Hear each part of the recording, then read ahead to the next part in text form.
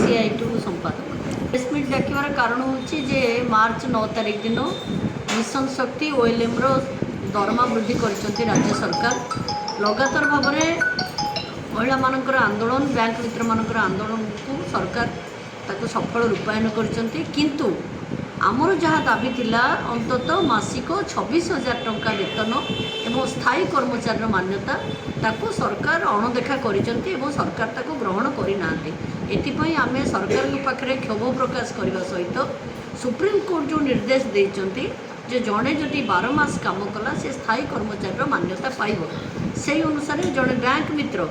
mission शक्तिर काम करुच्ची OLM रो काम करुच्ची एवं अनुरूप भाव में बैंक रे विभिन्न कामर दायित्व तापर पड़ुची से जो एते काम करुच्ची 8 घंटार ऊर्ध्व काम करुच्ची राज्य सरकार जदि विचार करते अंतत तांकर सर्वनिम्न मजूरी जेतिकी एमाने समस्ते स्किल्ड वर्कर तेणु स्किल्ड वर्कर 600 टंका मजूरी सी जब मास सारा काम कर 26 दिन काम तेणु ये 10,000 टंका अति नगण्य यहाँ आदौ सतोषजनक नुहे निर्वाचन सरला नुआ सरकार है आमे ए संपर्क में पुणी सरकार पाखे आमर दाबी उपस्थापन कर ममता देना सभापति ऑल ओडिशा बैंक मित्र एसोसिएशन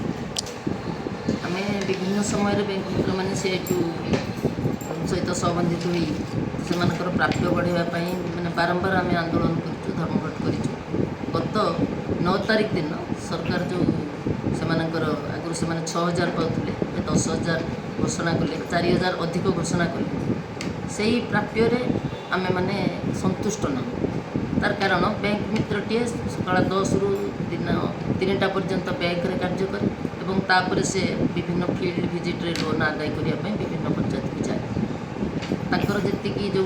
टीएटा देइचंती 500 टका 5 वर्ष तले जो टीए थिला एबे भी सेटा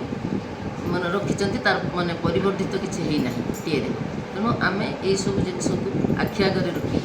आज आम प्रेस मीट रखी गतकाली कोड ऑफ कंडक्ट लागू हो नचेत आम आसंता 20 तारिख में राली धारणा करूँ जेहेतु कोड ऑफ कंडक्ट लागू हो